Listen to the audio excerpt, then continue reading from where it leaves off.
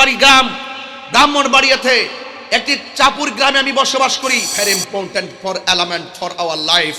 বাড়ির পাশে হলো একটি নদী, সেই বাড়িতে আমি বসবাস করি। আল্লাহ আমাকে আমার মায়ের দোয়া এতটুকু সুযোগ দিয়েছিল, আমার পরিবারের সকলকে নিয়ে আমি ঢাকায় অবস্থান করতে পারতাম।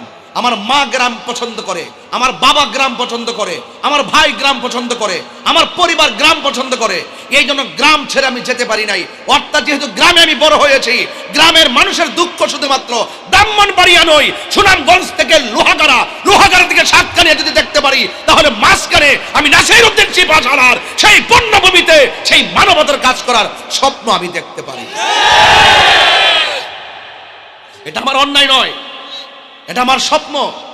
আমি চাই খেটে খাওয়া মানুষ, সুবিধা বঞ্চিত মানুষ, অধিকার হারা মানুষ, এই মানুষগুলোর কথা যেন আমি যেমন করে ডায়েরিতে লিখে মাহফিলে এসেছি। 22টি বছর আমি ডায়েরি মেনটেন করে রাতের ঘুম হারাম করে দিয়েছি। ওই ডায়েরি মেনটেন করে করে সারা দেশ আমি ঘুরেছি। এবং আপনাদের সামনে যখন আমি কোনো একদিন কথা বলবো, সম্প্রতি যদি আল্লাহ আমাকে নসিব দেয়, যদি আমাকে যদি সেখানে আপনাদের খেদমতের লক্ষ্যে যদি চয়েস করা হয় এবং আমি কথা দিতে পারি আপনাদেরকে, আমি আপনাদের সামনে যতটা কথা বলবো, প্রত্যেকটা গ্রাম ঘুরে ঘুরে, প্রত্যেকটা ইউনিয়ন ঘুরে ঘুরে, প্রত্যেকটা সমাজ ঘুরে ঘুরে, প্রত্যেকটা স্কুল ঘুরে ঘুরে, প্রত্যেকটা বাজার ঘুরে ঘুরে, প্রত্যেকটা চা বাগানের সুবিধা বঞ্চিত মানুষ, কষ্টার্জিত মানুষ, কষ্টে নির্যাতিত মানুষ, সেই সমস্ত অধিকার হারা মানুষের কথাগুলো আমি কাগজে লিখবো।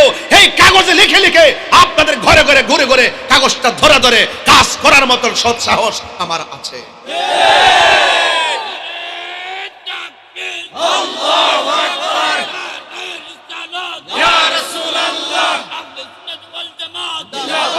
আমার ভাইরা, আমি যে কথা বলছি, humanity is the very important for element for our life. ইসলামের 5টা অর্থ আছে, জোরে বলেন কয়টা? একটা অর্থ হলো মানবতা। যার ভিতরে মানবতা নাই সে পশু। যে কথা দিয়ে কথা রাখে না সে মুনাফিক। আমরা কথা দিয়ে কথা রাখি কিনা সেটা আপনারা আমার বাস্তব 22 বছর ওয়াজের মাঠেও দেখেছেন।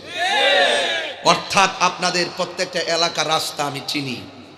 এই জন্য আপনাদের সাথে আমার সখ্যতার হৃদ্যতা অনেক বেশি।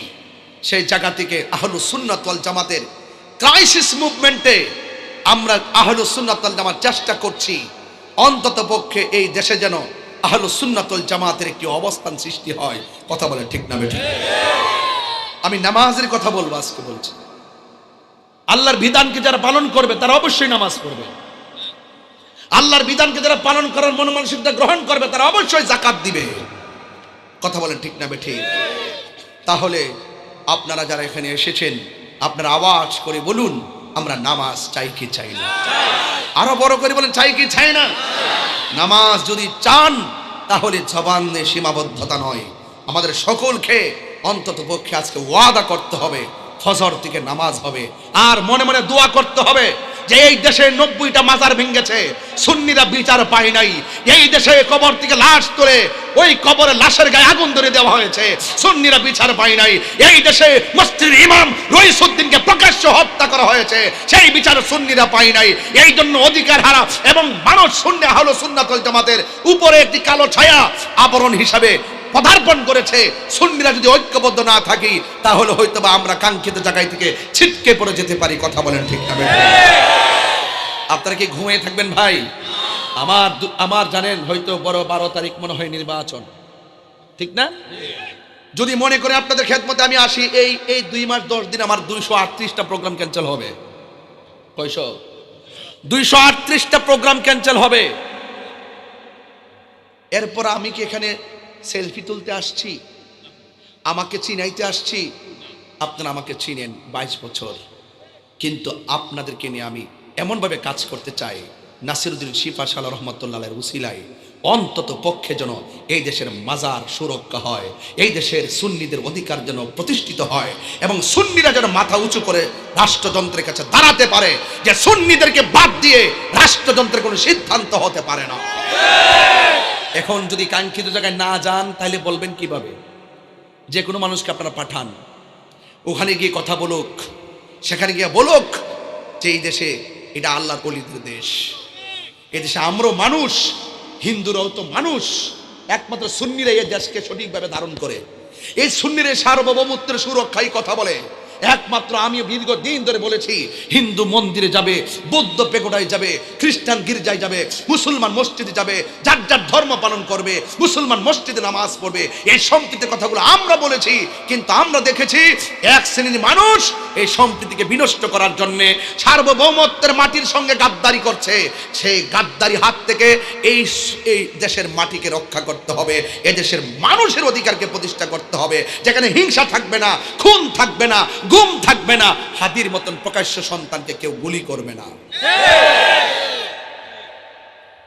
এই সমস্ত অন্যায় কাজ থেকে একমাত্র আপনাকে বিরত রাখে সালাত। কে বিরত রাখে? সালাত, নামাজ। কি নামাজ? কোরআনের 82 জায়গায় বলা হয়েছে নামাজ কায়েম করো। আল্লাহ রাব্বুল আলামিন বলছেন আকিমুস সালাহ, তোমরা নামাজ কায়েম করো। কায়েম মানে কি? শুধু আপনি ফজরের টাইমে বাবা হিসাবে ঘুম থেকে উঠে মসজিদে চলে গেছেন, কায়েম হয়ে গেছে? না, আপনি লাঠি দিয়ে প্রয়োজনে ব্যত্রাঘাত করে আপনার সন্তানকেও মসজিদে নিতে হবে, এটার নাম হলো কায়েম।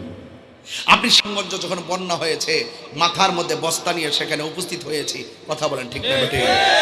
এবং আপনারা দেখেছেন যখন আখাউড়াতে বন্যা হয়েছে, বুড়িচং হয়েছে, মাথার মধ্যে বস্তা নিয়ে সেখানে পানিতে নেমে গিয়েছি। আপনারা দেখেছেন ব্রাহ্মণবাড়িয়া থেকে ট্রাক করে সেই চকরিয়া, লোহাগাড়া, চন্দনায়, সাতকানিয়ার মতো জায়গায় গিয়ে আমরা সেখানে ত্রাণ বিতরণ করেছি। এর মানে বোঝা গেল আধ্যাত্মিক চর্চার বাহিরেও মানবিক কাজের প্রতিও আমাদের আগ্রহ এবং বাস্তব প্রতিফলন মাঠে আছে। এই জন্য কোনো সমাজের খেদমত করা এবং মানুষের উন্নয়নে কাজ করার স্বপ্ন দেখা এটা ভুল নয়।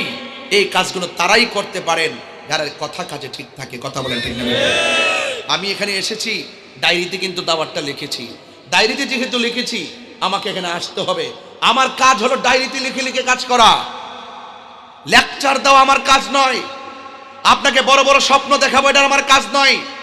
আপনারা জানেন যে দীর্ঘ 22 বছর ধরে ওয়াজ করি। ওয়াজের ভিতরে আমার যদি আমি প্রতিবাদ না করি, হাত দিয়ে ক্ষমতা থাকে, হাত দিয়ে প্রতিহত করতে হবে। যদি হাত দিয়ে করার ক্ষমতা না থাকে, জবান দিয়ে করতে হবে। জবান দিয়েও যদি করার সুযোগ না থাকে, ওই মন্দ কাজটাকে হৃদয়ে মনে মনে ঘৃণা করতে হবে। এই তিনটার কোনোটাই যদি আপনি না করেন, অন্যায় দেখার পরও চুপচাপ বসে বলেন আরে তার কাজ তা করছে, করুক, কিন্তু মনে রাখবেন রাসূল বলছেন এই অন্যায় দেখার পরে এই তিনটা প্রতিবাদ যারা করে না, এদের অন্তরে সরিষার দানা পরিমাণও ঈমান।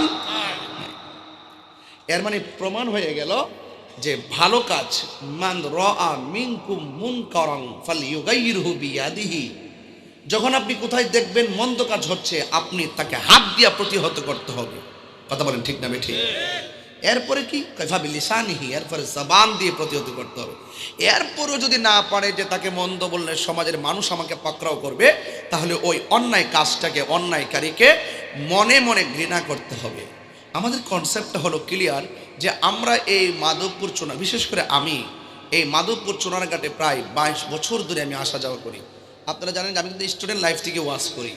আল্লাহর রহমতে আপনার সুনামের সাথে আপনাদের ভালোবাসা নিয়ে আমি আপনাদের মাঝে বারবার আসি এবং যাই। আচ্ছা বলুন তো, এই চুনারঘাটে মাহফিল করতে গিয়ে কখনো কি আপনাদেরকে বিরক্তি হয় এমন কথা বলেছি? এবং আপনারা কষ্ট পান এমন কথা বলেছি? এবং কোনো মাহফিল রাখলে কি আমি ওয়াদা খেলাপ করেছি? তাহলে আপনারা আমাকে 22 বছর পরীক্ষা করেছেন। কয় বছর? এই হঠাৎ করে বসন্তকালের মতন না, যা তাহির হুজুর কোথা থেকে আসলো এরকম কিন্তু না। আপনারা আমাকে 22টি বছর আমাকে পরীক্ষা করেছেন, ঠিক না বেঠিক? তাহলে পরীক্ষা করেছেন। উন্নয়ন 2 প্রকার, উন্নয়ন করে প্রকার। অনেকে বলবে যে কি আপনার কি করেছেন আপনি সোনারঘাটের জন্য, বলতে পারেন এরকম? হ্যাঁ ঠিক আছে, আমি কি করেছি শুনেন, ইতিহাস শুনেন। যারা বলেন, আপনারা তো সব বলবেন না জানি, আপনারা জানেন, আমার সাথে আপনারা সহযোদ্ধা। যারা বলবেন এই কথা আপনারা তাকে বলে দিবেন যে উন্নয়ন 2 প্রকার। একটা হলো আত্মার উন্নয়ন। তাহির হুজুর 22টি বছর আমাদের আত্মাকে শুদ্ধ করার জন্য হাজার হাজার মানুষ নিয়ে রাত দিন পরিশ্রম করে উন্নয়ন করেছে। আর না হয় রাত্রে 11টার সময় এই মানুষগুলো যদি কোনো নেতা আনতে যাইতো, মিনিমাম তার 50 লাখ টাকা খরচ হইত, কথা বলেন ঠিক কিনা?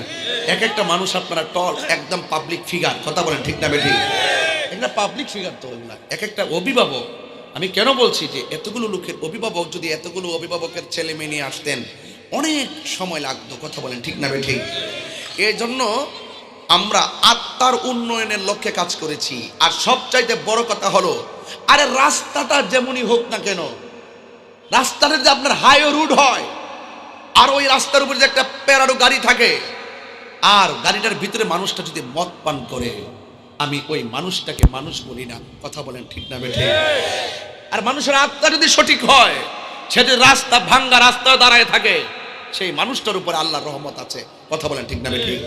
তাহলে সবচাইতে বড় স্বপ্নদ্রষ্টা হিসাবে, সবচাইতে বড় প্রাউড জায়গা থেকে আমি আপনাদের মাঝে দ্বীনের কাজ করেছি, হকের কাজ করেছি। এবং আপনারা জানেন, আমার এই আধ্যাত্মিক চর্চা এবং খেদমতের পাশাপাশি আপনারা দেখেছেন, যখন ওই যে সুনাম